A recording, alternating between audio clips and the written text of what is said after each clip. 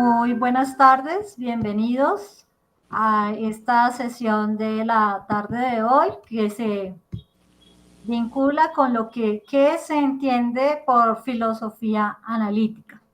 En la tarde de hoy, entonces muy buenas para Luis Hernando, para Armando, para Estela, quien va a estar escuchando. Y en esta oportunidad vamos entonces a tomar el texto que ya se indicó de Carman relacionado con qué se entiende por filosofía analítica. Para una introducción al tema, entonces, aclarar que la filosofía analítica es una exposición perdón, una expresión que incluye un conjunto de aportes filosóficos de los cuales hay un agrupamiento muy amplio que para el caso de Carman, él lo relaciona con este aire de familia, que es una expresión directamente acuñada por Wittgenstein, y en el texto que hoy nos convoca, pues va a haber una serie de elementos que van a dar una precisión de por qué Carman toma precisamente esta categoría para explicarnos o decir por qué un aire de familia. De aquí que esta agrupación de los diferentes filósofos, pues él toma en cuenta, por ejemplo, a Moore y Goodman, a Carnot y Ryle, a Quine y Austin, a Strawson y a Popper, como para mostrarnos como esas redes que hay entre autores, entre posturas, entre visiones filosóficas. Y con ello, pues, ir dando una serie de argumentos sobre los cuales poder presentar esos rasgos específicos o que nos van a decir unas diferencias entre, por ejemplo, la filosofía analítica y el positivismo lógico, o con respecto a características y debates en relación al tema del lenguaje en la filosofía como tal, o algunas distinciones que nos llevan desde la condición de de lo que en un momento dado la filosofía metafísica tuvo como interés en comparación con aquello que muy específicamente va a tener la filosofía analítica y en sí misma la filosofía de la ciencia. Entonces, esto es como para unos esbozos generales alrededor del texto que hoy nos concierne estudiar. Así que, bienvenidos, y quien quiera tomar la palabra, bien pueda. Bueno, me parece que debo hacer algunas consideraciones con un propósito didáctico, y se trata de lo siguiente. Hemos, a lo largo de todas estas tertulias que aparecen en los videos de este canal, muchos análisis, estudios y discusiones sobre distintas tendencias filosófico-científicas y epistemológicas. Todas ellas, llamémoslo así, todas ellas derivadas de un gran tronco común. Armando, ¿puedes apagar el micrófono? Gracias. Todas ellas derivadas de un tronco común, que es la filosofía en general. Porque al final de cuentas, toda la actividad científica y filosófico-científica derivan de lo que antes fue la filosofía general, luego lo que se llamó filosofía natural, después filosofía de la ciencia natural, hasta lo que tenemos ahora. Entonces, ha sido una evolución a lo largo del tiempo. ¿Por qué me voy a este punto? Porque es que deseo que se comprenda que cuando nosotros abordamos el tema de filosofía analítica, la filosofía analítica contribuye a una gran cantidad de temas y problemas que son propios de la filosofía general. Pero de allí se derivó, junto con el desarrollo de otras disciplinas como la matemática y la lógica, unos contenidos que habrían de alimentar lo que después se conoció como filosofía de la ciencia, y después filosofía de la tecnología, luego filosofía de la ciencia y la tecnología, e incluso después filosofía de las ciencias de la complejidad, y probablemente, si tiene fructificación ciertos conceptos, la filosofía de la tecnociencia.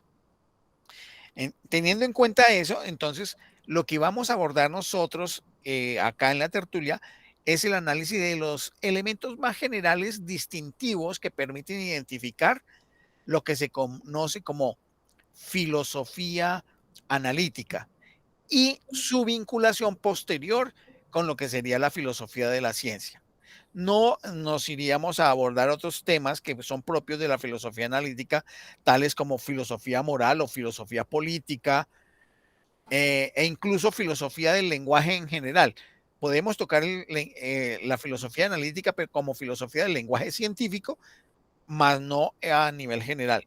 Entonces quería hacer como esa clarificación para entender por qué asumimos la filosofía analítica, que es una especie de paraguas general que cubre, cobija a una buena cantidad de temas que ya hemos visto a lo largo de este año largo, año y 13 o 4 meses que llevamos de tertulia. Eh, Eso quería señalar para poder abordar entonces ahora sí el tema concreto de la filosofía analítica. Muchas gracias por esa claridad con la que nos presentas esta introducción, porque además es muy útil para quienes vean posteriormente el video.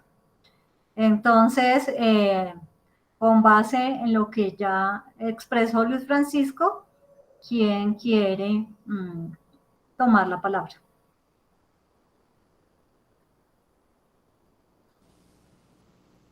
Hola, bueno, Manu. aquí voy yo. Pues a ver, en principio,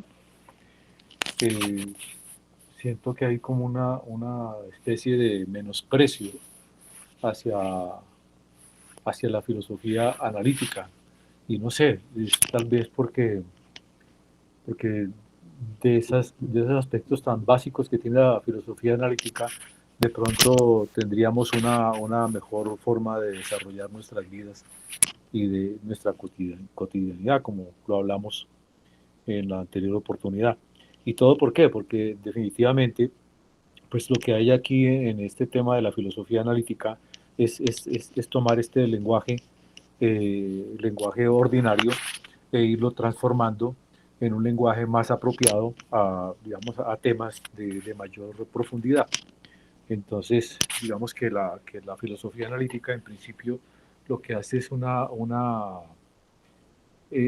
reunión, ¿no? Una agrupación, como decía Astrid, de muchas tendencias filosóficas eh, que finalmente tienen como el tema de aire de familia, o sea, la filosofía en general.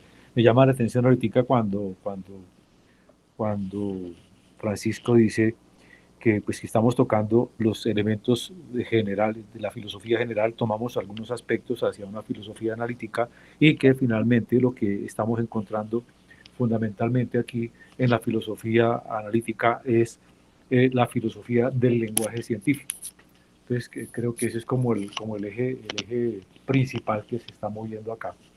Y que pues que se están agrupando filósofos de muchas corrientes que definitivamente lo que se plantea es que hubo como una especie de estereotipo, o se ha dado como una especie de estereotipo con la filosofía analítica, porque se han hecho caricaturas exageradas y estereotipadas, me imagino que de los conceptos, o no sé, o sea, eso es un asunto que me parece bien interesante y pues pienso que es una cuestión también de orden social, porque en la medida en que no tengamos una forma clara de hablar filosóficamente, pues entonces eso sirve, ¿no? Ya estoy entrando como un poquito en el terreno conspiranoico de por qué la gente por lo menos en nuestro país, tenemos poco contacto con la filosofía analítica. Y dentro de estos aspectos estereotipados, lo que tenemos es que, el primer aspecto de estereotipo es que la filosofía analítica sí tuvo como una especie de confusión con la lógica matemática. Entonces se creía un lógico matemático era un filósofo y resulta que no, que los lógicos matemáticos no son filósofos, son unas personas, digamos, son como filósofos venidos a menos, según la descripción que encuentro aquí. Y digamos que la gente se confundía eso, ¿no? Lógica matemática con filosofía analítica. Y el otro aspecto en cuanto a la exageración y estereotipo fue identificar la filosofía analítica con el positivismo lógico. Y resulta que el positivismo lógico, pues estamos hablando del Círculo de Viena, pues la filosofía analítica es antes del positivismo lógico, o sea, antes del Círculo de Viena y posterior al Círculo de Viena. En ese sentido, es otro de los aspectos, digamos, de sus exageraciones y estereotipos y sus aspectos que la hicieron venir a menos. Y el tercero es que se cree que la filosofía analítica estuvo alejado de los grandes temas filosóficos, de las grandes consideraciones de análisis, en fin, y resulta que tampoco es así, porque hay grandes autores y grandes movimientos, precisamente cuando la filosofía analítica está metida, casi que el centro de la filosofía analítica, o uno de los centros de la filosofía analítica, es el positivismo lógico, y el positivismo lógico, pues una corriente de pensamiento muy fuerte que marcó, digamos, su gran diferencia fue con este tema de la metafísica, y que se trataron temas de enorme, digamos, importancia en la historia de la filosofía contemporánea. O sea, no ha estado la filosofía analítica de ninguna manera alejada de los grandes temas que se han tratado en los últimos tiempos. Y que, digamos que su centro, definitivamente, como comentaba Francisco, fue todo este tema de la transformación del lenguaje ordinario hacia un lenguaje científico, y que posiblemente, derivado de eso, se sentía que la filosofía analítica, o se ha sentido que la filosofía analítica es sumamente formal, y resulta que no, que sí reúne, tiene su formalismo, pero además reúne, digamos, a grandes pensadores. Eso por ahora, como para introducción. Muy bien, Armando, muchas gracias por ese panorama. No sé si, bueno, Luis Hernando levantó la mano, pero no sé si previo a ello, pues Francisco va haciendo un complemento. No se te escucha, Francisco.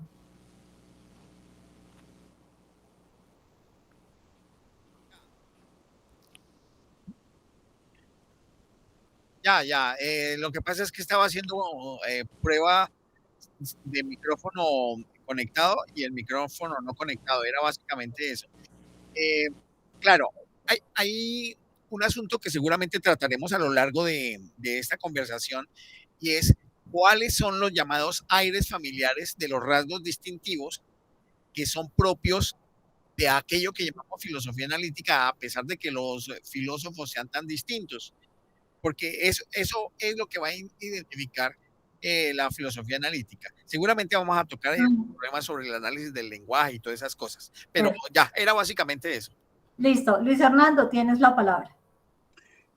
Bueno, buenas tardes a todos y a todas. La lectura, lo que voy a decir es el comentario de un lector no especialista en filosofía de la ciencia. A mí el texto me aclaró qué es la filosofía analítica, más que el texto pasado, más que la lectura pasada, en términos de lo que ya dijo Armando. El autor está señalando los estereotipos. Me pareció muy interesante el numeral de estereotipos, porque despeja las dudas en las que uno cae al leer un texto y decir, no, esto es un filósofo, esto forma parte de la filosofía analítica o no forma parte. Y bueno, en segundo lugar, me surge la reflexión de que la filosofía de la ciencia, y en general la filosofía, ha tenido en su desarrollo muchas querellas, muchas discusiones, muchas escuelas, como muchas fragmentaciones. A mí me da, pues, digamos, puede ser que eso sea algo inevitable, pero también me condujo a la reflexión de que las otras disciplinas científicas o pretendidamente científicas, cuando estudiamos en la universidad de primíparos, no en maestría, sino en pregrados, filosofía de la ciencia, la tomamos como una asignatura más, como una electiva y secundaria.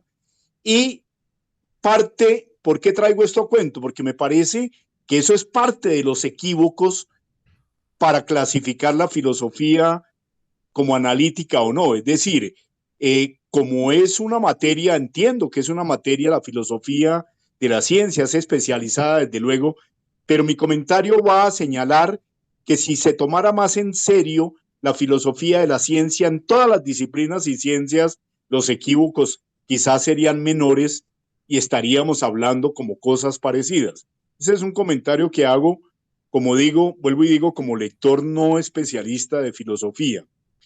Y en tercer lugar, sí me llamó mucho la atención, de todas maneras vendrá el texto de Rabosi, vendrán textos de Rabosi, el tema de las divergencias, el tema de porque me parece, a ver cómo lo intuyo yo, cuando leo este texto que estamos comentando, me parece que el asunto es de escuelas. Hay muchas escuelas, hay escuelas que son más cercanas unas de otras, pero hay un gran mundo como fragmentado. Es la idea que me queda al leer el texto y los textos pasados, es decir, esa fragmentación en varias escuelas.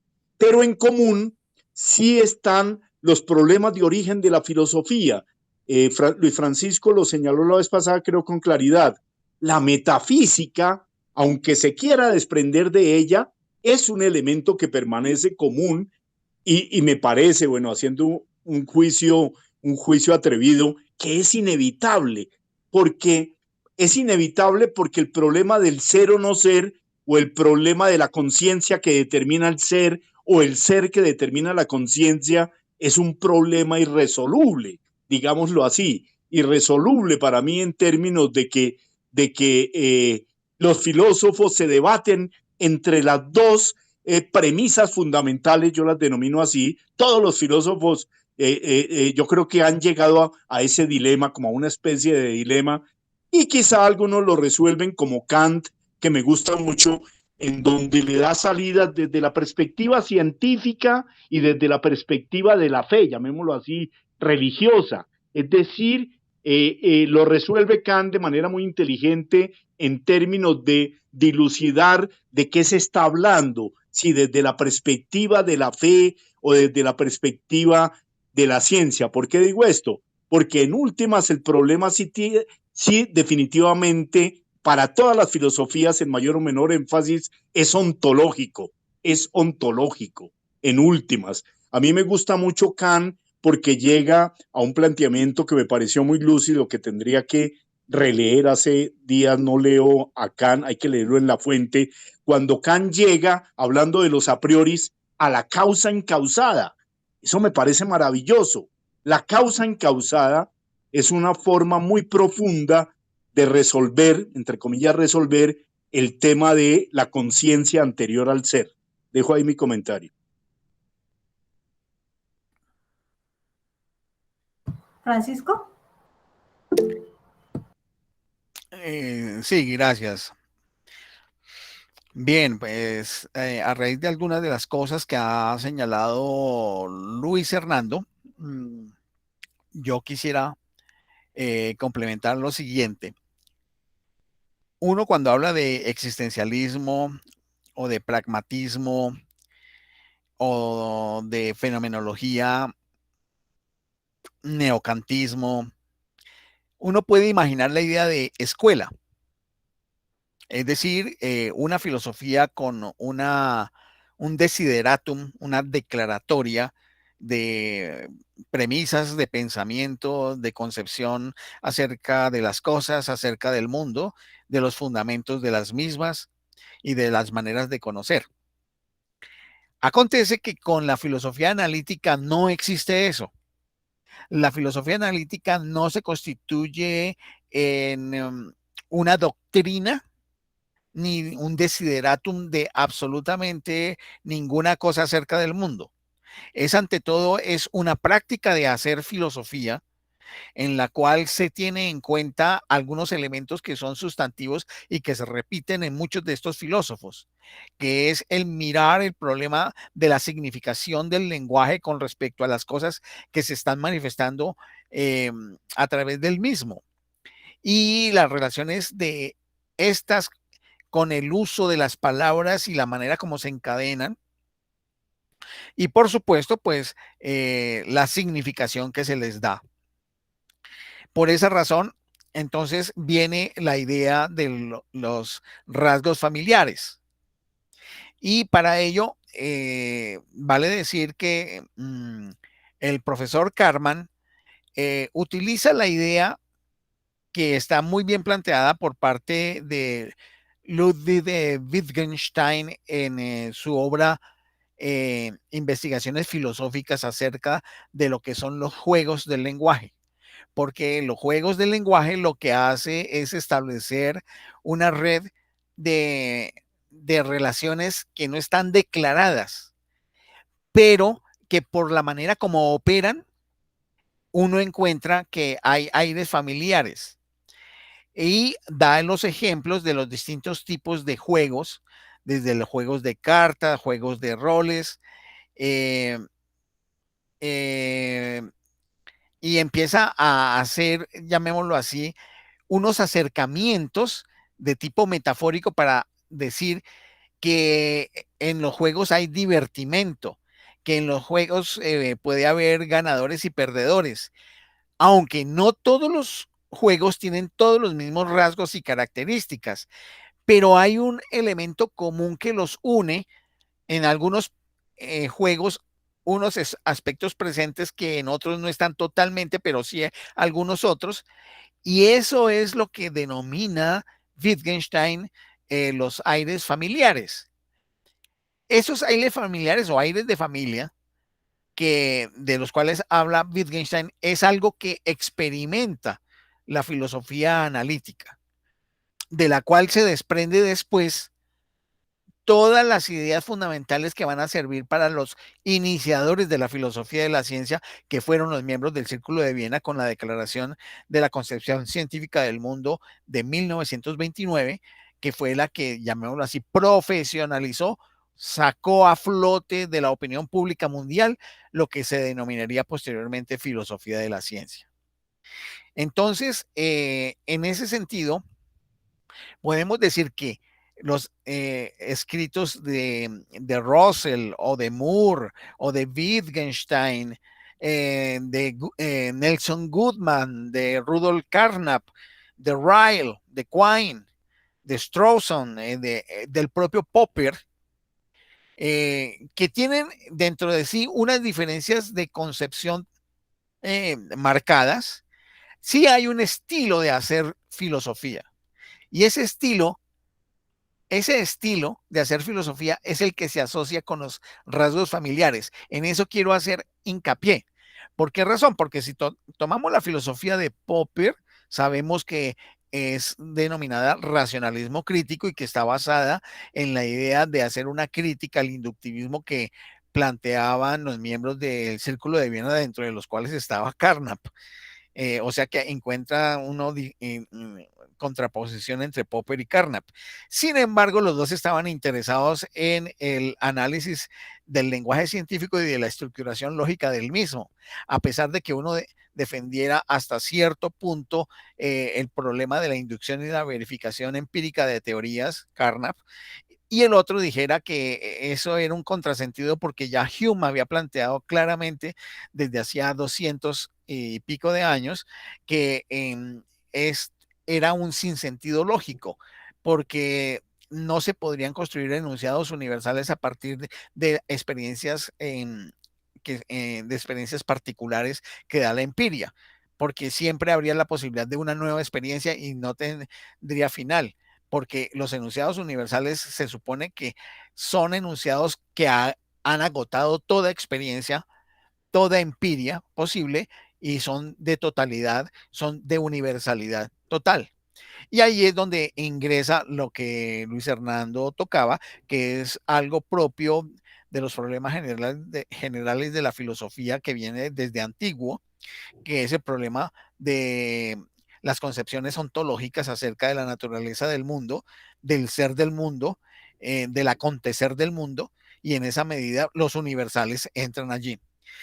Entonces, si se dan cuenta, estas cosas vinculan nuevamente con el ejercicio del lenguaje y, por supuesto, a pesar de que Carnap y Popper parten desde perspectivas distintas de cómo concebir la elaboración del lenguaje científico en la construcción de teorías y las metodologías propias para construir conocimiento científico, están preocupados al mismo tiempo por el asunto del lenguaje. Y en ese sentido, se ve como un aire de familia une dos filósofos que son aparentemente distintos, pero que tienen una preocupación semejante. Tomo este ejemplo de Carnap y Popper para dar a entender cómo es que funcionan estos aires familiares. Pero de la misma manera podríamos tomar a Strawson, que se dedicó principalmente a los problemas de la lógica y la matemática. Y pudiéramos mirar que Austin, que se preocupó por los problemas del lenguaje en el sentido de su uso, de esa pragmática del lenguaje. Entonces, si comparamos a Austin y a Strawson, algún punto de contacto pudiera ser los elementos de concatenación lógica que pudiera haber en los enunciados. Pero Strawson tiene un interés específico por la estructura formal del lenguaje científico y el lenguaje lógico y matemático en las expresiones lógicas y expresiones matemáticas, que por supuesto apoyan el lenguaje científico. A Austin le interesa el uso del lenguaje que involucra tanto lenguajes formalizados, pero principalmente los lenguajes no formalizados, que son los lenguajes en uso. En ese sentido, Austin deriva de las enseñanzas de Wittgenstein todo lo que tiene que ver con esa pragmática del lenguaje, con sus juegos y sus imprecisiones. No estamos hablando del Wittgenstein del Tractatus, sino del Wittgenstein de las investigaciones filosóficas. Entonces, observen ustedes cómo Austin se interesa por una serie de cosas que son diferentes a las de Strawson, pero los dos al mismo tiempo están interesados por el asunto del lenguaje. Ahora, comparemos estos dos, Austin y Strawson, con los intereses de Carnap y Popper. Observen, todos están interesados en el lenguaje, pero en perspectivas distintas. Eso es lo que caracteriza, por ejemplo, estas aires familiares, que a pesar de que son distintos los temas, hay un aire familiar que los acerca, que es, bueno, ¿qué hacemos con esto del lenguaje y cómo lo operamos a partir de perspectivas distintas? Algo semejante pudiéramos decir acerca de Moore, que es uno de los padres de la filosofía analítica.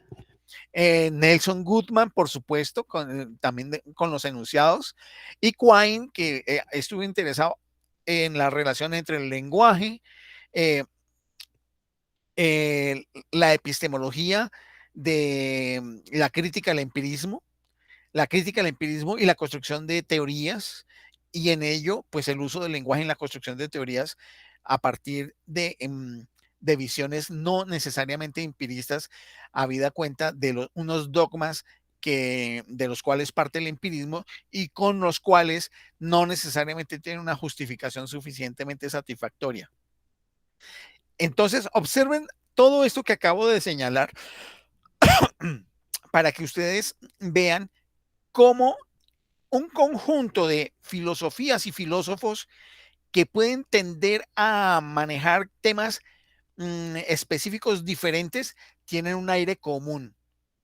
Y eso es lo que caracteriza aquello que llamamos filosofía analítica. Y unos estarán interesados, por ejemplo, en la filosofía del lenguaje propiamente dicha, como Austin. Otros estarán preocupados por los problemas lógicos del lenguaje científico, como Strawson y Carnap, pero desde perspectivas distintas. En alguna otra medida también Popper. Cuando Moore se interesa por otro tipo de problemas en relación con el lenguaje y otros temas de la filosofía general. Entonces, con esto quería señalar esa parte y quería invitarlos a que miremos entonces por qué la falta de comprensión y estudio de estos contenidos filosóficos ha llevado a la construcción de unos estereotipos de la filosofía analítica, que básicamente son tres, pero lo dejo ahí para que después los demás participemos, que es la identificación del filósofo con los lógico-matemáticos de las comunidades científicas propias del análisis lógico-matemático del lenguaje científico. La otra es la identificación de la filosofía analítica con el movimiento del positivismo lógico. Y la tercera, que sería la concepción de que la filosofía analítica es algo alejado de los problemas tradicionales que preocupan a los filósofos, que todo esto ya lo había dicho Armando y había sido reiterado por Luis Hernando, pero aquí estoy colocando las tres para que las podamos abordar. En el caso de esta última, sobre los problemas tradicionales, Luis Hernando tocó el tema de la metafísica, que es uno de los temas, ¿sí?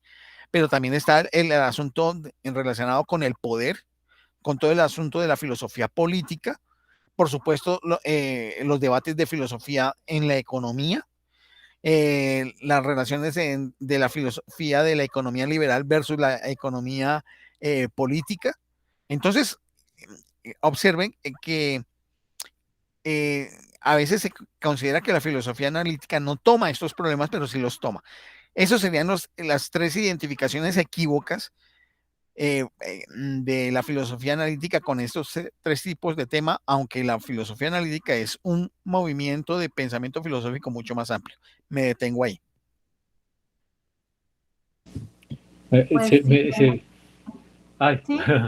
No, es que me surge como una inquietud alrededor de los rasgos de familia y la divergencia, ¿cierto?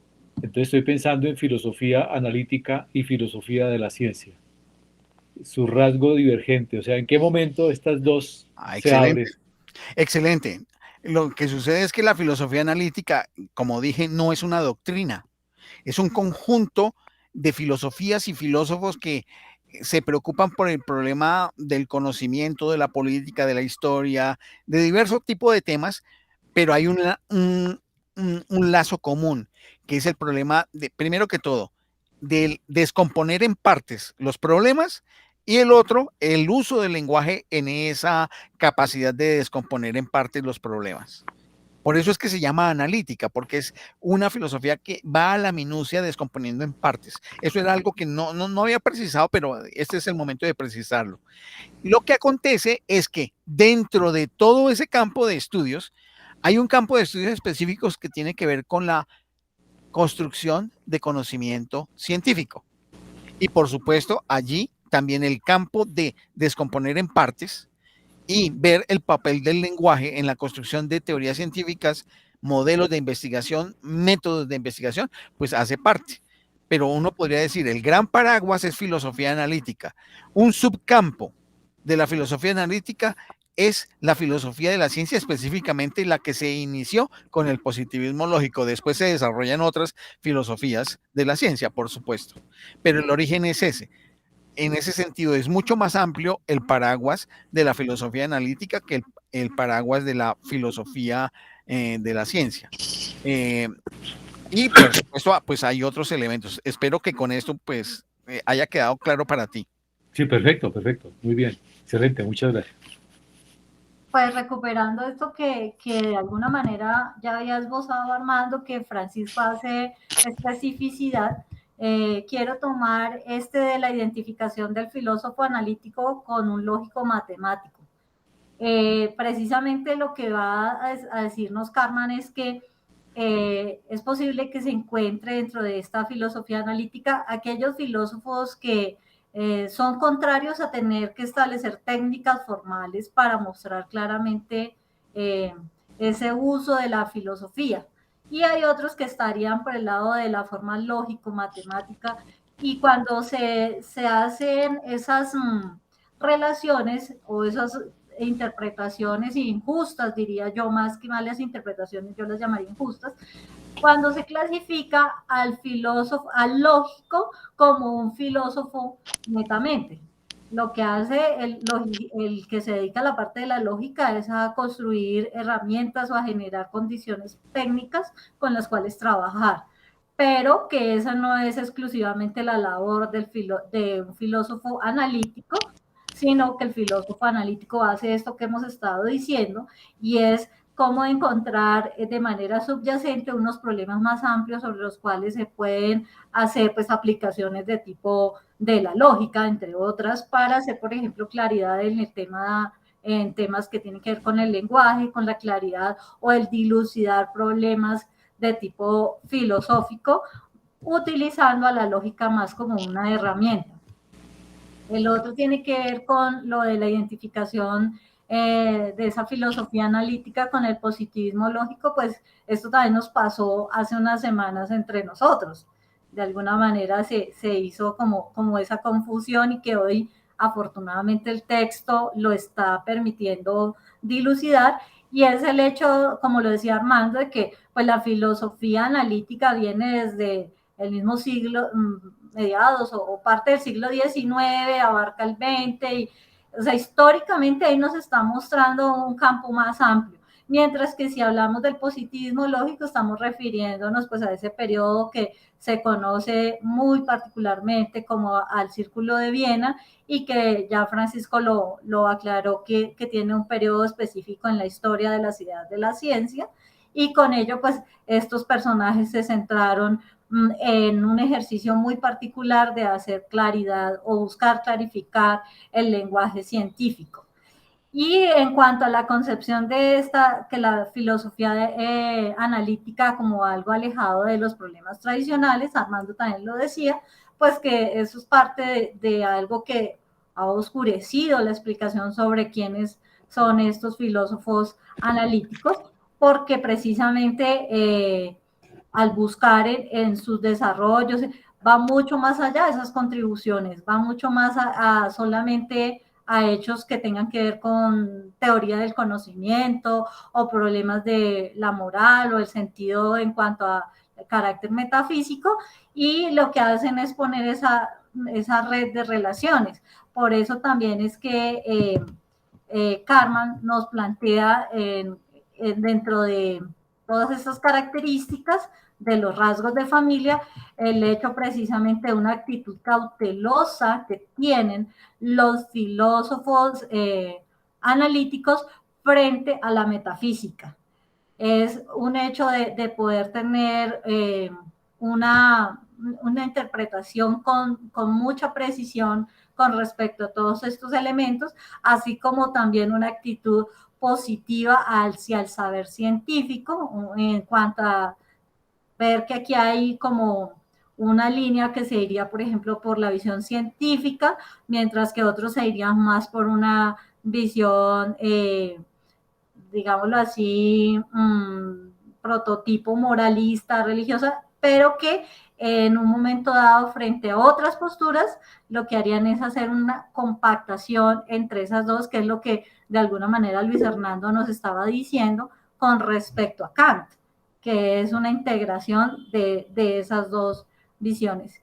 Y una última, para luego ya que Francisco de pronto haga alguna aclaración o mayor precisión, es en cuanto a ese carácter analítico de lo que está dado con respecto a los métodos métodos científicos, en los cuales también trabaja la filosofía analítica, y que se sustenta más en carácter de tipos hipotéticos para hacer claridad, que antes de querer establecer con ello unas teorías absolutas o omniabarcantes. Sí, señor. Sí, es que justamente en relación con la actitud cuidadosa y precavida a la cual te refieres por parte de los filósofos analíticos, básicamente está relacionada con la constitución de los enunciados universales y todo lo que está detrás de eso. Porque todo lo que está detrás de la constitución de enunciados universales tiene que ver con el fundamento de algo que se considera en otros campos de la filosofía como una ciencia pura, la metafísica. Y dentro de ella, dentro de la metafísica, un campo específico, la ontología. Ahora bien, por supuesto que estos dos campos, metafísica y dentro de ella la ontología, no pueden ser por parte de los filósofos de la ciencia temas despreciables. No, no pueden serlo. ¿Por qué razón? Porque de todas maneras, en la construcción de conocimiento científico que se hace en una dinámica de práctica social que es muy interactiva entre los grupos humanos y el mundo natural o el mundo social o el mundo artificial o el mundo de las ideas, pues necesariamente hay unos antecedentes de conocimientos previos y de algunas suposiciones, hay hipótesis sobre hay algo que existe ahí. Entonces, el asunto es que en una actitud de filosofía analítica cuidadosa es tomar con pinzas esos presupuestos de tal manera de no caer en enunciados y en juicios juicios asertivos de conocimiento a partir de esos presupuestos. Que esa ha sido una de las discusiones, por ejemplo, que he tenido con el muy querido y amable y maestro, quien fuera maestro mío hace más de 40 años, o hace cerca de 40 años, Roberto Cañete. Porque Roberto, él toma esas hipótesis y las asimila como enunciados que son irrefutables, que son verdades evidentes y que son presupuestos universales. Entonces, pues ahí tenemos una diferencia porque yo he tratado de ser cauteloso, como lo señalaba Astrid, para ver qué podemos decir sobre las cosas a partir de una estructura empírica a través de pruebas, demostraciones, observaciones sistemáticas y por el otro, que lo que podamos decir a partir de eso que registramos, de las observaciones, pruebas, etcétera, que podamos articularlo de manera lógica y que pueda ser traducible en términos de lenguaje preciso, que, por el cual abogamos. Astrid ha abogado siempre también por el lenguaje preciso, por un lenguaje preciso y que tenga una connotación de medición en lo posible. Y si no hay medición, por lo menos una contrastación clara, definida de unos factores cualitativos que tengan definidos los rasgos que los identifican. Que eso estuvimos hablando hace, creo que 2 sesiones. ¿Por qué razón? Porque es que la idea es que puedan replicarse los procesos de conocimiento que se derivan en el proceso de investigación científica. Y por esa razón, si tomamos unos enunciados universales sin ninguna distinción mayor, lo que hacemos es una palabrería como la que ciertos pensadores a partir del conocimiento científico tienen y que no, que los llevan a hacer elucubraciones sofisticadas y muy bien logradas, con un lenguaje bien arquitectónico y toda la cosa, pero que no son traducibles en términos de conocimiento que pueda tener una utilidad evidente, práctica o explicación de manera precisa que sea contrastable.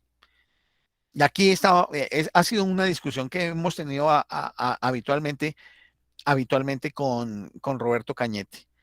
Porque el punto es el siguiente, si uno quiere, por un lado, ya ahorita le doy la palabra a Luis Hernando porque le piqué la lengua, ya me di cuenta.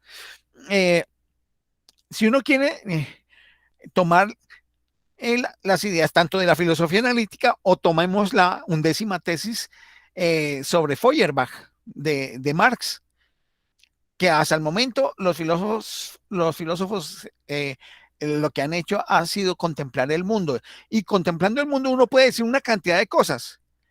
Es el momento de transformarlo, decía Marx. El punto es que para transformar el mundo, lo que hay que hacer tiene que ser replicable y que tenga cierta sistematicidad en la replicación y que efectivamente se pueda hacer. Y no porque se hagan algunas aplicaciones hayan sido fruto de la coincidencia, del azar o cualquier otro tipo de cosa que no obedezca a algo sistemático. Hoy por hoy tenemos claro que el conocimiento que se produce es para generar una utilidad en él. Por supuesto, algunos dirán, pero que esa utilidad también sea en términos de bienestar como sinónimo de estética y belleza en la contemplación del mundo. Algunos dirían eso y yo no lo criticaría. Pero esa visión que es romántica del mundo, hoy por hoy el planeta tal como está, no está como para eso. Eso sería lo que yo diría. Y por esa razón, el tener que rescatar esa actitud cuidadosa en relación con los temas que tienen que ver con las generalizaciones, con los universales y con los presupuestos metafísicos y ontológicos. Pero la ontología, ¿para qué sirve? La ontología sí sirve para cuando yo hago una problematización de un fenómeno del mundo, poder hacer la circunscripción ontológica del mismo en términos de la narración de sus rasgos, atributos y características, que incluso pueden ser cualificables en términos de escalas definidas claramente y pueden ser medibles en términos cuantitativos. Y en esa medida me parece bien. Y por eso no es que se desconozca, por ejemplo, una ontología de los fenómenos científicos. No se puede desconocer. Pero de ahí a pasar a las aventuras del pensamiento de orden metafísico con ideas universales que no tienen ninguna traducción en términos empíricos contrastables y pragmáticos, pues yo veo que hay una diferencia. Listo, ahí me detengo y le doy la palabra a Luis Hernando.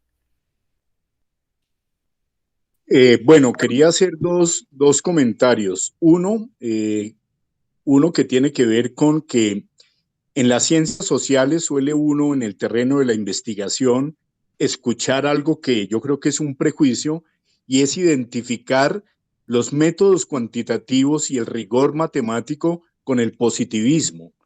Es decir, a un investigador a veces se le descalifica políticamente hablando, se le dice, no, es que esas son tendencias positivistas, es que él acude a los métodos de las ciencias naturales y bueno, el comentario va a que creo que hay una carga grande de prejuicio, asociar el rigor conceptual y matemático en el ejemplo que me estoy imaginando con el positivismo, con la calificación de ser positivista, que es como una descalificación para los puntos de vista a veces radicales o alternativos o digamos defensores. Yo tengo todavía no resuelto el tema de las ciencias sociales, es por eso siempre este tipo de comentarios. En las llamadas ciencias humanas o ciencias sociales, esta discusión es más farragosa, más difícil porque la verificación científica o la verificación experimental es más difícil. Desde luego que es más difícil porque es entre humanos de sujeto a sujeto. Bueno, segundo comentario que quería es hacer como una pregunta que ustedes deben conocer mejor que nosotros los que leemos de una perspectiva no especializada, si hay en la historia de la filosofía actual ya alguna clasificación que diga, que hable de la posmetafísica o de los posmetafísicos. Voy a hacer la analogía a la manera como se habla de modernismo y posmodernismo, porque ahí hay unas paradójicas, unas paradojas. Yo en estos días leí, pero en un texto rápido que no me podía detener, que Habermas no es posmodernista. Habermas, que yo Habermas me convence mucho. Habermas me gustan, me parecen muy consistentes sus planteamientos para criticar la posmodernidad. Me parecen consistentes, coherentes por lo menos.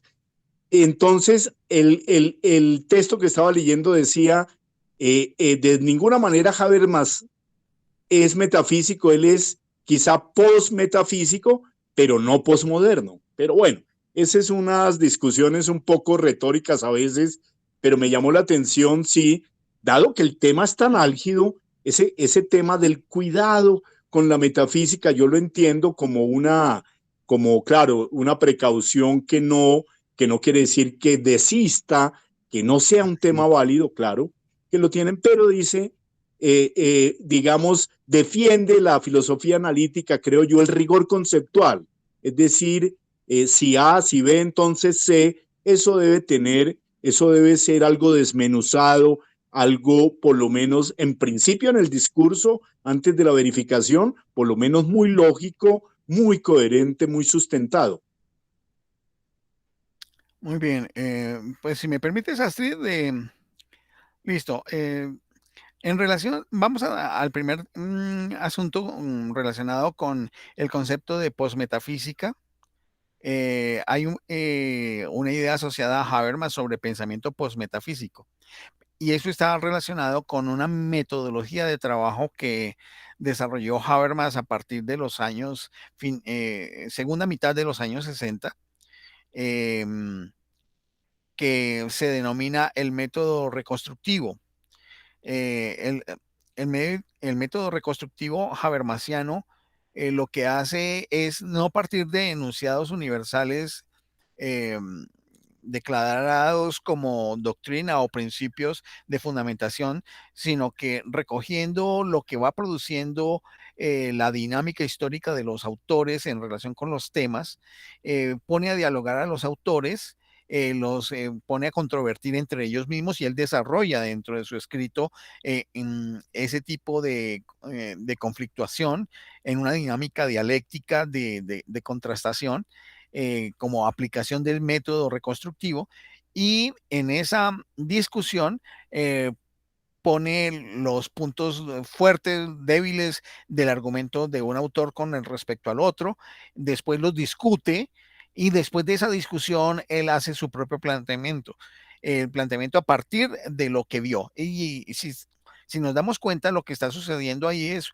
un ejercicio de tesis, antítesis, síntesis, si somos groseros para decir la aplicación del método dialéctico en la capacidad de desarrollo teórico reconstructivo de teorías como él lo plantea. Entonces, por ejemplo, en conocimiento e interés, uno encuentra eso. En la lógica de las ciencias sociales, exactamente encuentra lo mismo. Cuando uno toma su segunda gran síntesis sistemática, la teoría de la acción comunicativa, pues por supuesto va a encontrar esa dinámica de la metodología reconstructiva, pero indudablemente todos los textos de los años 70 que tienen que ver con la pragmática universal, por ejemplo, los usos del lenguaje y otras discusiones acerca, por ejemplo, de ciencia y técnica como ideología, él utiliza ese mismo método. Y cuando llega a esa segunda síntesis sistemática, donde dice que el problema del conocimiento no es un problema de epistemología ni de filosofía de la ciencia, sino que es un problema de otro orden, que es un problema de crítica de la sociedad, y que en la medida en que se haga la crítica de la sociedad, es posible encontrar una crítica del conocimiento científico, porque es parte de la dinámica de la acción social, como parte de la producción social de las múltiples, llamémoslo así, múltiples e interrelacionadas condiciones, aspectos y contenidos de lo que es la sociedad contemporánea. Entonces, en esa medida, no se puede hacer ninguna crítica al conocimiento científico sin una crítica social. Y ese es uno de los elementos que se desarrolla en la teoría de la acción comunicativa. Después, cuando escribe, un año después, tal vez, en el año 83-84, teoría de la acción comunicativa, complementos y estudios previos, recoge algunos elementos que no había incluido en los dos tomos de la teoría de la acción comunicativa, los desarrolla aún más y plantea algunas nuevas recomposiciones de lo que había señalado en la teoría de la acción comunicativa y vuelve y aplica el método reconstructivo. Entonces, en esa medida, me he detenido en esto para mostrar lo siguiente. Al utilizar un método reconstructivo que está inspirado en método dialéctico, que sería un método dialéctico no tan marxiano, sino más derivado de las formas como Hegel desarrolla sus discusiones en la fenomenología del espíritu. Quienes hayan leído la fenomenología del espíritu se van a dar cuenta que hay un poco de eso y que Habermas, pues por supuesto con la influencia de Hegel y por supuesto su formación en Marx, lo que hace es utilizar toda esa experiencia para hacer esa reconstrucción de la manera de escribir y de elaborar teoría con el método reconstructivo, teniendo en cuenta los distintos autores que intervienen sobre un mismo elemento, sobre un mismo componente ontológico, llamémoslo así. y produce lo que produce. El resultado es, después de haber pasado por esa máquina de moler del análisis dialéctico de la posición y contraposición, saca unas posturas que le son propias, pero reconociendo que él está montado sobre los hombros de los otros y utilizando este método. En esa medida, él no está partiendo independientemente de unos enunciados universales de ninguna clase, sino que es histórico en su análisis filosófico, científico, epistémico, ontológico mismo. Entonces creo que con esto, Luis Hernando, te trato de explicar por qué se señala que Habermas no es un pensador que tenga una fundamentación metafísica, sino que tiene una actitud ya post-metafísica, porque trata de superar la metafísica y una ontología general a través de esta metodología reconstructiva. Ese es un primer elemento que quería señalar. Había otro, pero ahorita se me fue el otro, si me acuerdo, lo indico ahora posteriormente. Pues no sé si esto te ayuda a recordar. Hay algo muy interesante en todo esto que tiene que ver el texto que nos propone Karman en relación al lenguaje, que es algo central en la filosofía analítica, y que de una u otra manera pues volvemos a los temas de discusión de los positivistas lógicos. Ya, gracias, gracias, Astrid. Entonces, el segundo tema sobre el cual había señalado Luis Hernando, el asunto de la investigación en ciencias sociales cuando se hace crítica política, el asunto es que es indudable que la investigación científica en ciencias sociales no es ajena a la crítica ideológica e incluso a la crítica política cuando hay ambientes en los cuales se está haciendo investigación militante. Es indudable. El asunto es que la investigación militante tiene una serie de debilidades que están basadas en los fundamentos y doctrinas de la postura política que se tenga, que habitualmente están asociadas a partidos políticos, a agrupaciones políticas que tienen un desideratum, y los desideratum son principios, y esos principios generalmente son de tipo universal. Entonces, es un problema que a partir de un desideratum de tipo político se fundamente que una práctica científica como la de tomar medidas o hacer demarcaciones precisas se constituye no en una declaración crítica de tipo científico, sino en una declaración moral de juicio político que desvirtúa cualquier posibilidad de tipo científico. El punto es que también quienes hacen este tipo de declaraciones desconocen cosas de la historia de la filosofía de la ciencia en las ciencias sociales. En el hecho en el que las ciencias humanas y sociales tienen un carácter tanto explicativo como comprensivo. Y por supuesto, esto conlleva a un carácter transformativo. Me explico. Primero, para llegar a un nivel explicativo, bueno, nosotros abordamos un objeto de investigación de una manera exploratoria y para ello, ¿qué es lo que tenemos que hacer? Indagar desde el punto de vista de la observación y esto nos va a permitir registrar. Y allí en el registro lo que vamos a hacer, ¿qué es? Hacer una nomenclatura, una nominación, y cuando estamos haciendo una nomenclatura o nominación de lo que se está observando, lo que estamos haciendo es una descripción, que es una primera etapa para ver qué es lo que nos encontramos. Ahora, nos empezamos a hacer preguntas sobre eso que encontramos y empezamos a formularnos como problemas. Entonces, podemos formulárnoslo desde el punto de vista lineal, desde el punto de vista aristotélico lineal. ¿Cuál es la causa de que esto ocurra así? Pero bueno, si tenemos una mirada un poco más de tipo dialéctico sistémico o dialéctico sistémico, decimos, no, bueno, aquí hay una serie de cosas que están allí y aquí estamos viendo que todas, por las observaciones obtenidas, los registros que hemos obtenido, todas están interactuando. Hay unas con mayor fuerza y otras con menor fuerza. Podemos decir que esas fuerzas son como vectores. Hay unos vectores más fuertes que otros. Podríamos construir aquí una red de relaciones vectoriales para ver cómo son los flujos de fuerza y cómo es que se mantiene una sinergia en esa dinámica de relaciones. Y pues a partir de eso nos planteamos alguna pregunta. Bueno, entonces viene el asunto de la pregunta. Y a partir de la pregunta, bueno, entonces ahora sí formulemos algunas hipótesis a partir de lo que observamos. Y aquí hacemos un ejercicio de abducción.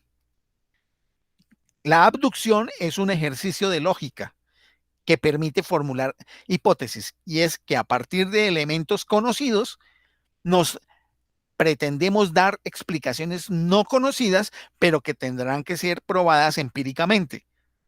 Y esas, unas serán de orden métrico, pero hay otras que no podrán ser de orden métrico porque tienen unas características distintas, son de tipo cualitativo. Unas son objetivables y otras son subjetivas. ¿Por qué? Porque son parte de una dinámica social donde hay unos imaginarios sociales y unas formas de pensar. Entonces, aquí es donde viene la inteligencia del investigador, su formación científica, su formación filosófico-científica, epistémica y metodológica, para ver entonces mediante qué baterías de instrumentos que se diseñen, algunos ya diseñados y otros que habrá que construir, podemos acercarnos a eso para encontrar un nivel cercano a una explicación. Y la explicación es el desenvolvimiento de unas relaciones que son causales, pero no de causalidad lineal. En estos casos pueden ser de unas causalidades dinámicas en términos de red para entender por qué da como resultado una situación como la que se está describiendo. Hecho eso, indudablemente, habrá cosas que quedan así supremamente gruesas o quedan opacas y por supuesto son aproximaciones porque esa es la actividad científica de aproximaciones. Ahora bien, si en esto que yo estoy diciendo, que lo estoy diciendo de manera aséptica, estamos participando diversos grupos que tienen formación política e ideológica, por supuesto, si empezamos a hacer la crítica de tipo político para hacer la investigación, estamos fregados con J. ¿Por qué razón? Porque no va a ser posible avanzar. Porque prima la tirantez de la premisa política. Y entonces eso lo que hace es frenar.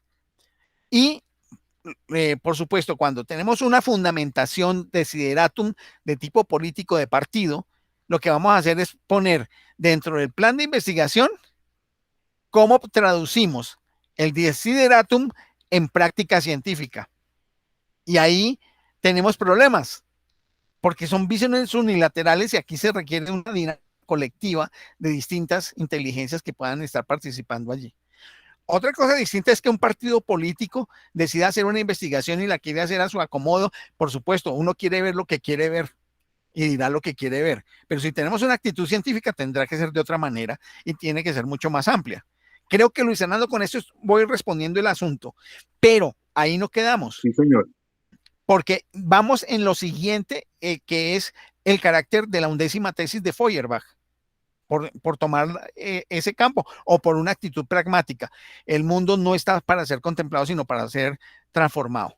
El conocimiento es para usarse y usarse con el propósito de generar bienestar. Entonces, en ese sentido, sí, vamos encontrando algunos elementos, algunos hallazgos que son útiles. Entonces, ¿qué debemos hacer para intervenir sobre eso con la gente de tal manera que eso se transforme y que si hay algunos elementos que son no sinérgicos, que están generando desbalance, desajuste dentro de ese sistema de relaciones, que es necesario diseñar entre todos nosotros, por supuesto con una organización jerárquica que preferiblemente debe estar en manos de la gente con la cual se está trabajando, no de los investigadores. Y esto implica todo un proceso de investigación y educación. Y aquí están los procesos participativos. Entonces, en esa medida, diseñar eso para que la gente empiece a transformar, a trabajar y hacer las transformaciones del caso. Y aquí es donde se ve que entonces entran elementos que son de orden de medición objetiva, pero también hay elementos de traducción interpretativa, es decir, elementos hermenéuticos, y de una hermenéutica no simplemente clásica de textos, es una hermenéutica que incluso es analógica porque hay que hacer interacciones con los otros para tratar de entender desde su visión de imaginario qué es lo que está tratando de decir, y no con personas individuales, sino como colectivos. Entonces, estos son trabajos de los grupos focales donde hay que hacer toda esa traducción de cosas y con la gente interpretar qué es lo que quieren decir de lo que están supuestamente pensando, sintiendo acerca de esa condición objetiva que están viviendo. Entonces, hermenéutica, medición positiva, pero también vamos a encontrarnos qué es lo que pasa dentro de las gentes en su dinámica, cómo viven y cómo sienten eso que está pasando. Entonces viene el aspecto fenomenológico. Y aquí, por supuesto, tienen muchos elementos los aportes de Alfred Schutz, por supuesto de Garfinkel también a lo largo de la historia de la sociología comprensiva, para decir cómo puede contribuir esto.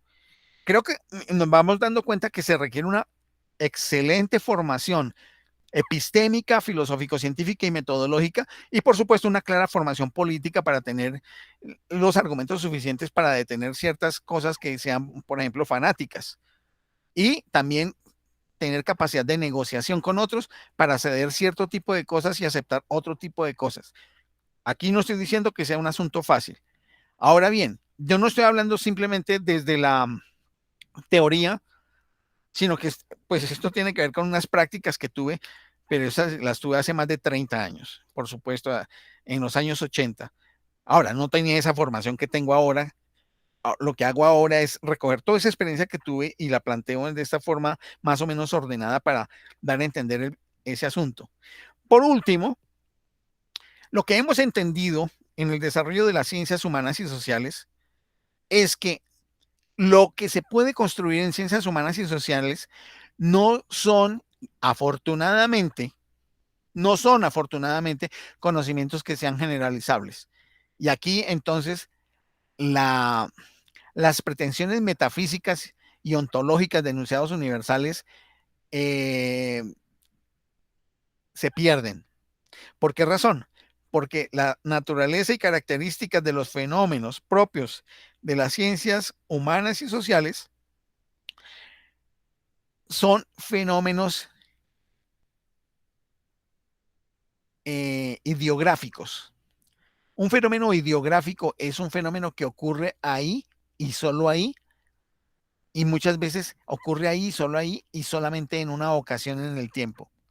Esto que lleva a decir que la naturaleza de la construcción de teoría, de conocimiento en las ciencias humanas y sociales no funciona como en la física, no funciona como en la astronomía, ni funciona como en la química, de teorías que tienen una pretensión universal, donde ahí también hay sus problemas, sino que tienen un contexto, una validez, y que no son replicables de por sí, sino que habría que hacer la prueba de si es posible replicarlas. El carácter ideográfico, eso significa de las teorías en ciencias humanas y sociales, hace que estas no se constituyan en enunciados universales, no pueden establecerse allí. En el libro este de Emanuel Fallerstein, Abrir las ciencias sociales. Gracias, Astrid, viene una explicación muy detallada al respecto de por qué no es posible hacer eso. Creo que con estas cosas que acabo de señalar pueden surtir algún efecto dentro de los interrogantes que tenía Luis Fernando, pero me encantaría escuchar cuál es tu reacción al respecto. No, sí, pues gracias, Francisco. Sí, me aclara un poco desde que hiciste el planteamiento de Habermas, que se conecta con esto en términos de que Habermas, por ejemplo, en su formación marxista, etcétera, digamos, no pierde el rigor, está en su línea de desarrollo filosófico, científico, independientemente de sus posturas políticas. Eso me parece interesante.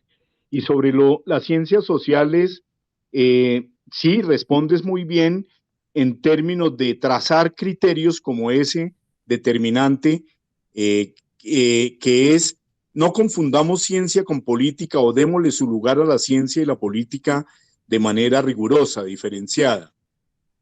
No someter la ciencia a los preceptos políticos, porque se deforma la ciencia. E inclusive los resultados a la larga van a ser negativos.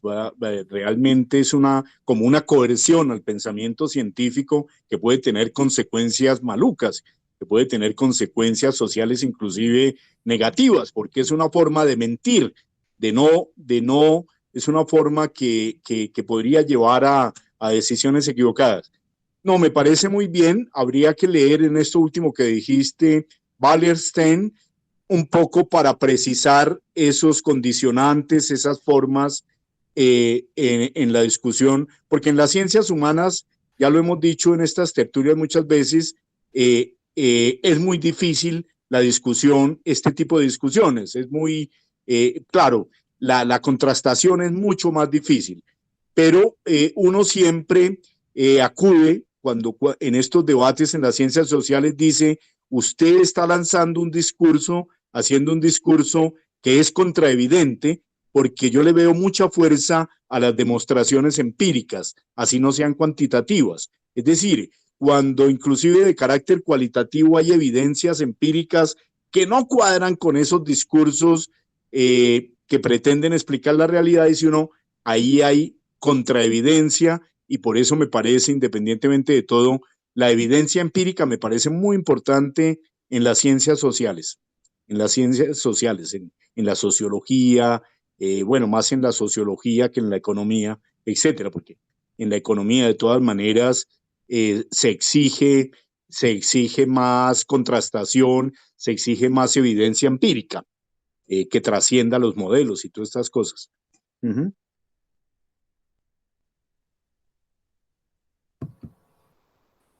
Muy bien. No sé si, bueno, con lo que se ha acabado de abordar también, aquí hay un punto que, pues bueno, que hace un momento yo mencioné, que de una u otra manera toca con lo que estaban expresando entre Luis Hernando y Luis Francisco, y es con relación a estos temas del lenguaje, en cuanto a que precisamente la filosofía analítica, en esa tendencia a ver una relación que es más o menos íntima entre la filosofía y el lenguaje, para el hecho de la precisión, de alguna manera lo que Luis Hernando lo ha ido mencionando, y cómo esto también ha sido uno de esos rasgos de familia que están allí inmersos, y cómo el lenguaje tiene como diferentes implicaciones o connotaciones, donde una de ellas es ese carácter de instrumento, o que sirve como una mediación para inducir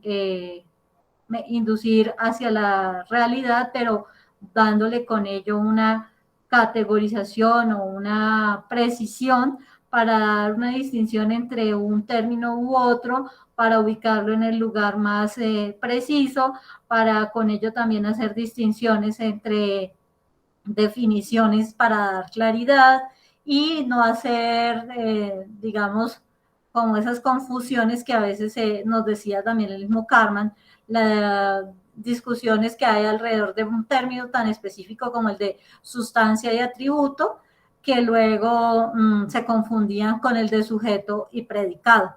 Y creo que esto, en relación a lo último que estaban hablando Luis Francisco y Luis Hernando, por el hecho de que en las ciencias humanas y sociales eso es un ejercicio que ha sido parte del trabajo que ha aportado la filosofía analítica, también el Círculo de Viena, la visión del positivismo lógico, pero que en las ciencias humanas, desde luego, es más complejo de abordar, seguramente, que de las ciencias físico-naturales o de las ciencias naturales. Lo digo seguramente es porque pues no me siento una experta en ciencias naturales, o por lo menos siento que tengo mayores fortalezas en ciencias sociales. Y eso para mostrar que específicamente uno de los ejercicios que necesitamos llevar a cabo en nuestra relación de pensamiento, lenguaje, interacción con el mundo es la claridad conceptual, la precisión en la implementación o aplicación de términos y enunciados, y en esta línea es que creo que podemos ver lo que Karman nos está indicando como el lenguaje como un instrumento y como un conjunto que también permite agrupar problemas del lenguaje, porque es propio de las ciencias sociales, en su sentido general, de las ciencias humanas, el que términos o acepciones que usemos en las mismas disciplinas de las ciencias sociales tengan una connotación distinta de un campo profesional al otro. Y eso pues es todavía que lo que requiere mayor rigor, sin decir por ello que otras ciencias también así lo exijan, pero es que en el caso de las ciencias sociales eso ha sido, ciencias humanas y sociales, ha sido algo muy, muy particular, muy específico. Le envié a Luis Hernando al correo el ejemplar de Wallerstein para que lo examines. Yo sé Gracias, que gracias, muy bien. te va a encantar. No sé si algún No, comentario gracias. al respecto. Bueno, no sé si ya vimos los rasgos de familia, estuvimos viendo el asunto de las confusiones que se dan. No sé si podamos avanzar un poco en la relación entre filosofía y lenguaje. Bueno, lo de No es la... lo que estoy tratando Bueno, listo. Hay una cosa de la filosofía analítica que entonces que quiero señalar es que tiene siempre una actitud positiva frente a la ciencia, y tal vez eso es lo que ha hecho que la gente confunda, si no tiene mayor formación, concebir que la filosofía analítica es lo mismo que filosofía de la ciencia. La actitud positiva frente a la ciencia de parte de la filosofía analítica eh, está vinculada con que eh, se vinculan a esa tradición científica, los filósofos, y con ese cuidado que decía Astrid que hay que tener con la metafísica.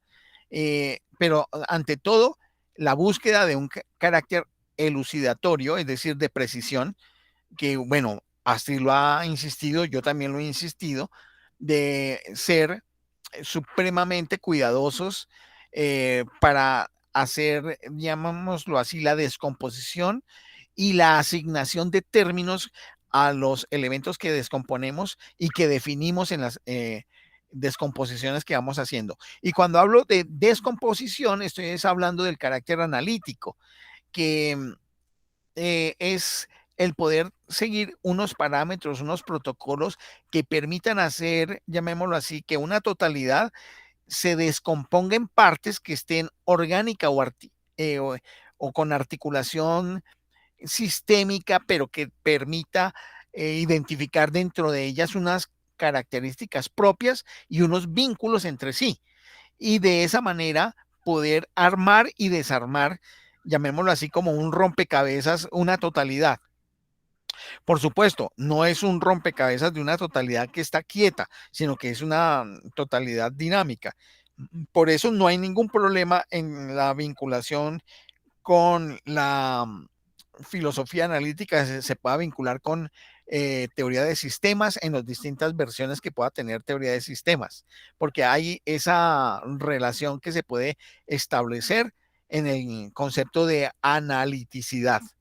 Creo que eso es un elemento muy importante y seguramente a uno se le nota las tendencias. Yo creo que han notado, por ejemplo, que yo tengo una marcada influencia de la filosofía analítica a lo largo de mi historia, por la forma como me desempeño, por la manera como escribo también, que yo busco la mayor precisión posible, y por supuesto, pero hay otros elementos. Si ustedes miran la idea del método reconstructivo, la tengo de alguna forma. Quienes hayan leído con detalle y cuidado el texto de la tecnociencia geoestratégica, ahí hay algunos elementos de método reconstructivo. Cuando uno combina, por ejemplo, método reconstructivo, pero lo combina con elementos de filosofía analítica, uno puede encontrar que puede tener resultados potentes, poderosos, que pueden ser útiles.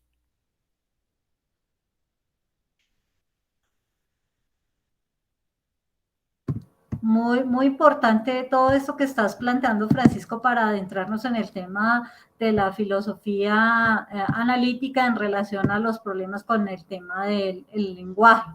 No sé si Armando está por ahí, él había dejado una pregunta planteada. ¿Armando? ¿Está o ya no está?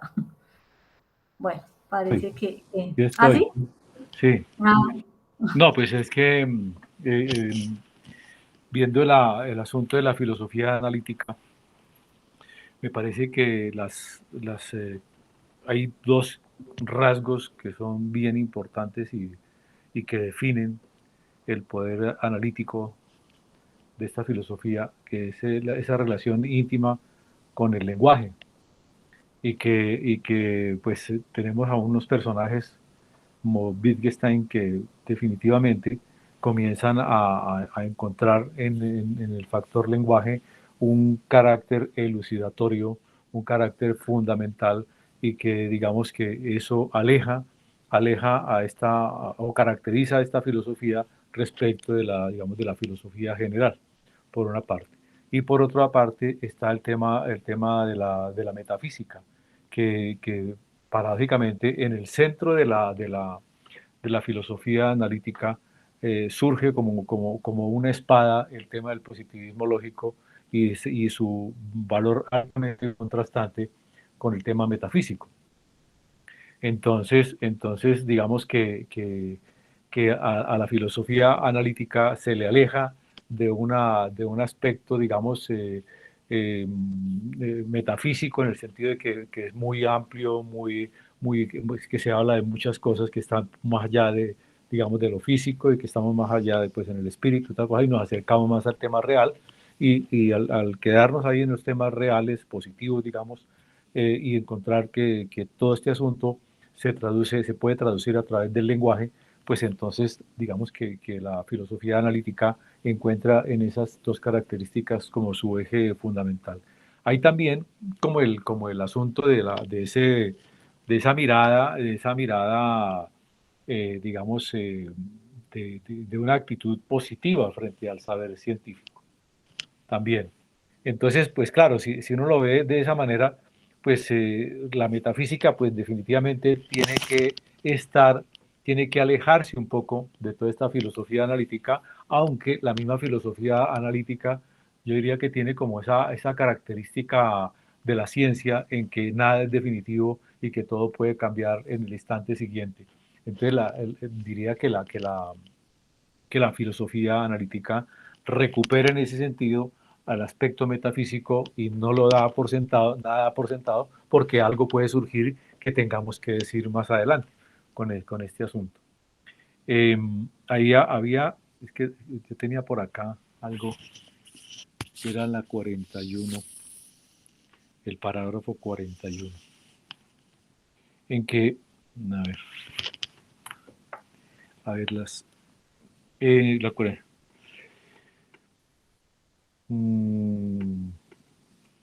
Espérate a ver si encuentro. Espérate a ver si... aquí está aquí esto. O sea, aquí tenemos que el objetivo de la filosofía es la clarificación lógica de los pensamientos. Encontraba que el texto 8, en el texto 8, dice el objetivo de la filosofía. Entonces estaba pensando si es el objetivo de la filosofía analítica, es la clarificación lógica de los pensamientos. Después dice, la filosofía no es una teoría, sino una actividad. Entonces, la filosofía analítica no es una teoría, sino una actividad. Es casi como una aclaración que no sé si le corresponde a lo que, como la estoy haciendo, o es un error, o es así, mejor dicho. Y otra que dice, una obra filosófica consta esencialmente de elucidaciones. Entonces dice, una obra filosófica analítica consta esencialmente de elucidaciones. Bueno, es eso. No, pero importantísimo lo que acabas de decir. Hay que hacer la siguiente aclaración. El profesor Karman ejemplificando la filosofía analítica, coloca unas expresiones propias de Wittgenstein. Pero resulta que Wittgenstein nunca habló de filosofía analítica, porque lo que sucede es que habitualmente nadie habla de filosofía analítica, porque la filosofía analítica ante todo es una manera de hacer filosofía. Ese es un primer elemento. El segundo elemento es que Wittgenstein dijo estas cosas en su obra primera, el Tractatus Lógico-Philosophicus. Justamente en esa senda que estamos recorriendo, en las próximas tal vez 2 o 3 sesiones nos vamos a dedicar a Wittgenstein. Y lo vamos a hacer de una manera, lo vamos a hacer lo más suavecito posible, porque es indudable que es un filósofo que es difícil de abordar por su manera como vivió y su manera como escribió. Entonces, para ello, vamos a hacer un proceso que inicialmente es conocer su vida, porque es que uno entiende ese filósofo por su vida, por qué hizo las cosas así. Y yo a ese filósofo pues me le he dedicado durante más de ya como 8 o 9 años leyendo distintas cosas. Entonces, no vamos a leer una gran cantidad de cosas, sino vamos a utilizar unos textos cortos para explicar su vida y después abordamos los aspectos más generales del Tractatus que puedan ser abordables, porque hay algunos que definitivamente no son abordables. Por mí no son abordables, les cuento. Y yo he estudiado esa vaina, pero por mí no son abordables. Pero hay unos que sí son abordables y que tendrán que ver con eso que tú preguntabas, Armando, sobre que la filosofía lo que hace es elucidar confusiones del lenguaje. Pero entonces cuando se habla de eso, no se refería para nada Wittgenstein a la filosofía analítica. Además, que lo que se llamó después filosofía analítica estaba en sus comienzos. Él se refería a la actividad filosófica general y él decía, la filosofía no son teorías, la filosofía es, ante todo, es una práctica, es una actitud. Y finaliza su vida ya en los años 50 diciendo que ante todo la filosofía debe ser un ejercicio terapéutico. Pero bueno, eso es otra cosa. Eso es otra cosa. Pero quería señalarte esto y con ello pues cedo la palabra porque Estelita quería señalar algo.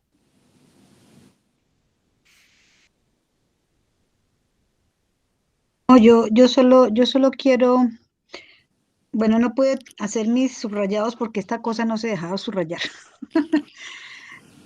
Pero sí aquí en la página 4, cuando hablaba de la relación íntima entre la filosofía y el lenguaje, entonces se acuña el término de filosofía del lenguaje.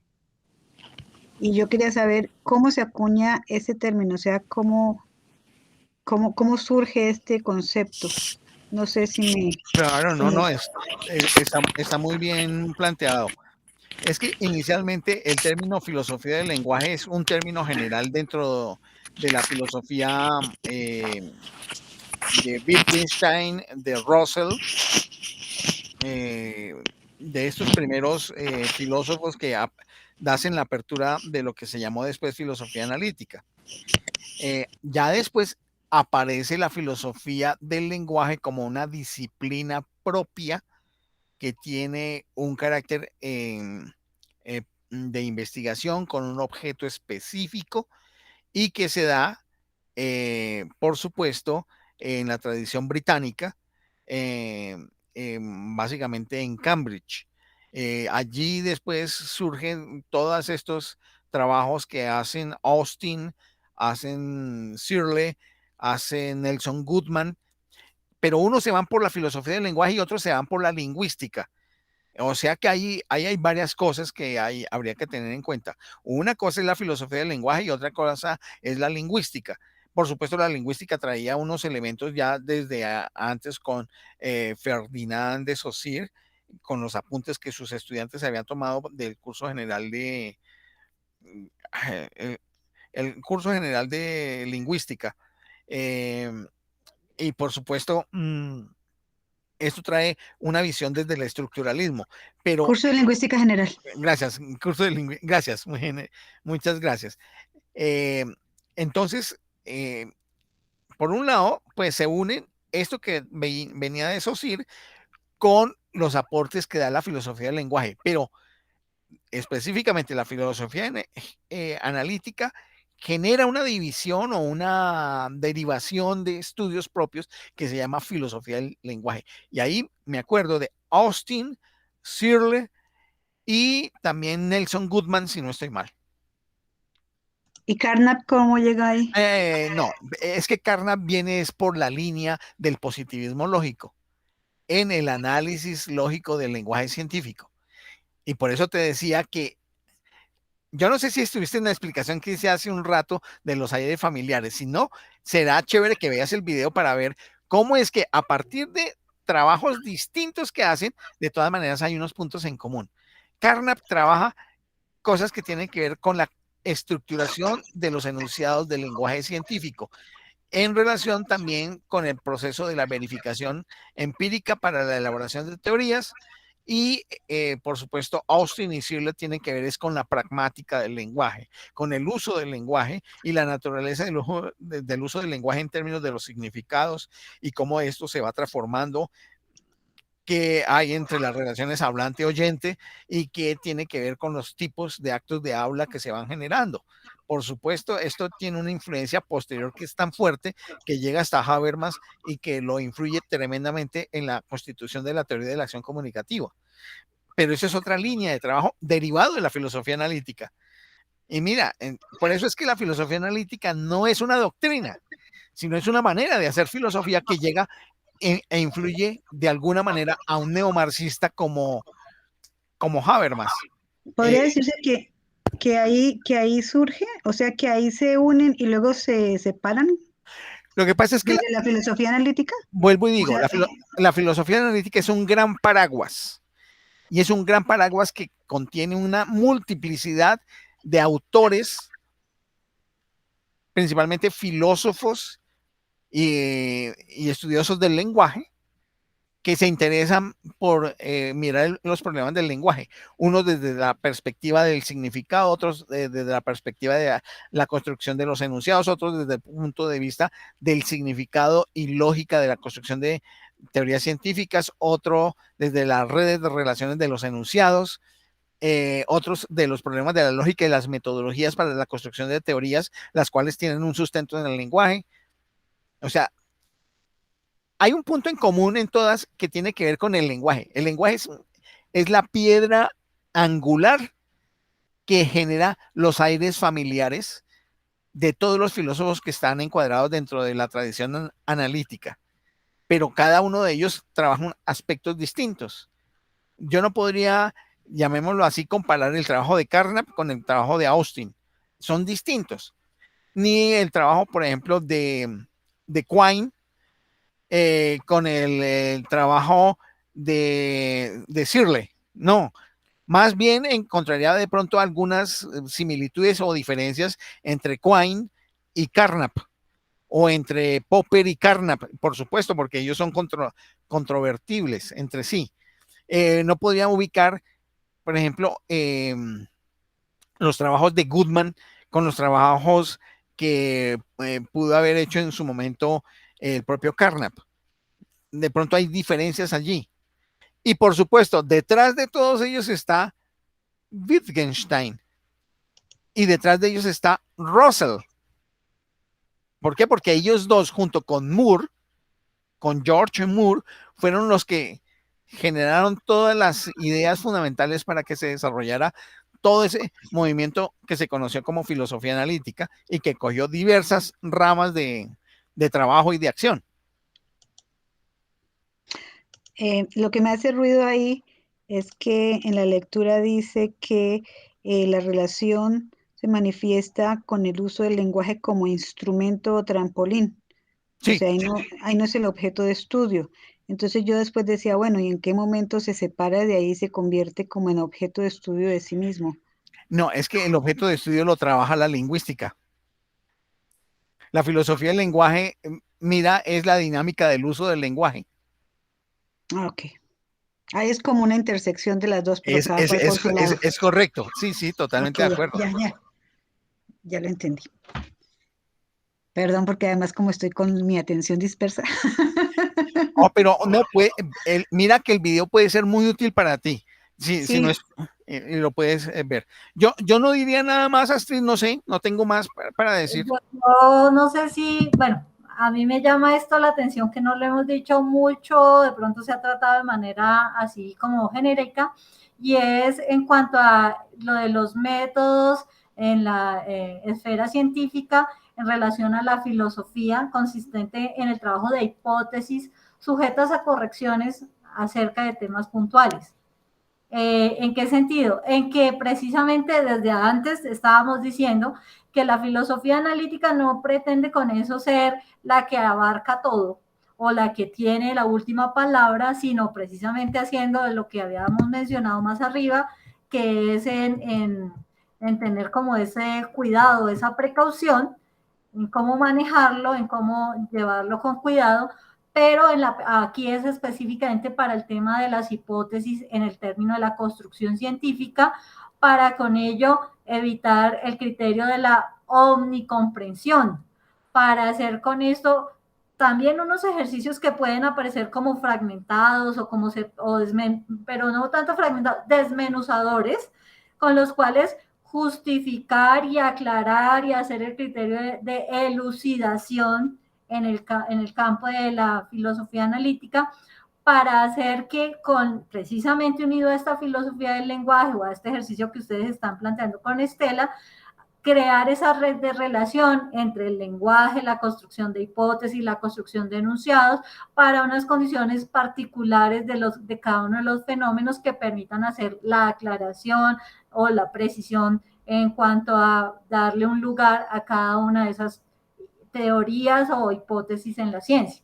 Creo que este último elemento del cual nos relata Carmen es como venir a hacer el cierre o la recogida de todo lo que venimos diciendo en cuanto a uno, el tener esa claridad de que unos son los que se dedican al ejercicio de la lógica, pero no por eso hacer de la filosofía analítica una instrumentación logicista, el hecho de utilizar el lenguaje o la perspectiva de todo este análisis del lenguaje en una actitud que también tuvieron los positistas lógicos sin caer exclusivamente en una visión extrema que también cayó el positivismo y era llegar a hacer una relación uno a uno entre la imagen y el espejo y lo que el espejo nos muestra con la imagen y como recuperar esto de las tradiciones filosóficas que como un problema que también estaba allí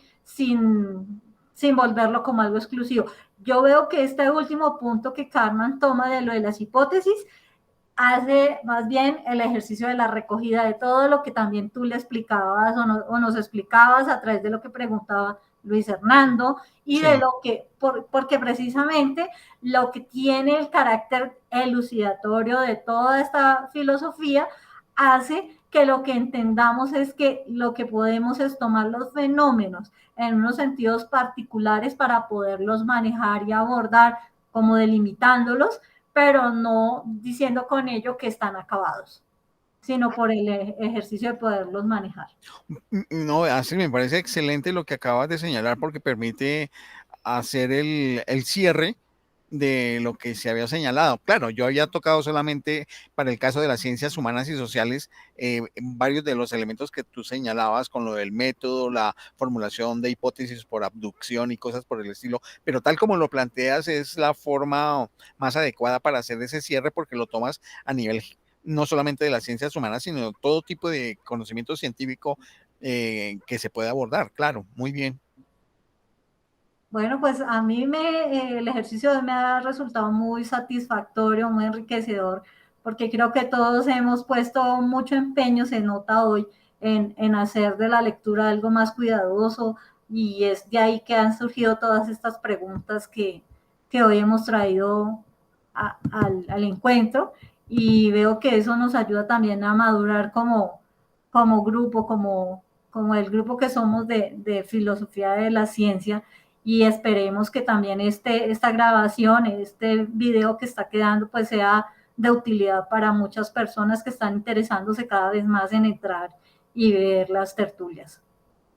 Muchas gracias, Astrid. Y muchas gracias a todos. ¿Algún otro comentario final que quiera hacer algún colega? Luis. ¿Sí? Tienes la palabra. Que creo que al final de la lectura está como dicho que vamos a leer un texto de Rabosi, Rabosi es que se llama el... Es una sugerencia que hace Carman, que para ahondar en el tema que se abordó hoy, pero no es porque vayamos nosotros a abordarlo. Es una invitación que él hace de un texto de Rabosi del año 77 sobre seguramente historia de la filosofía analítica, pero no, ese no lo vamos a abordar. Yo les estaba diciendo que para poder seguir avanzando en esta idea, podemos, de la filosofía analítica, podemos tomar uno de los pilares que fue básicamente Wittgenstein, y para ello conocer su vida y su pensamiento inicial del Tractatus, que para ello podríamos tener unas 2 o 3 sesiones próximas, que sería muy útil porque después ustedes se darán cuenta cómo muchos problemas de la filosofía contemporánea puede uno descansarlos en varias de las ideas planteadas por Wittgenstein, que además fue un filósofo original que no tomó mayor cosa de ningún otro, sino fue un tipo muy original.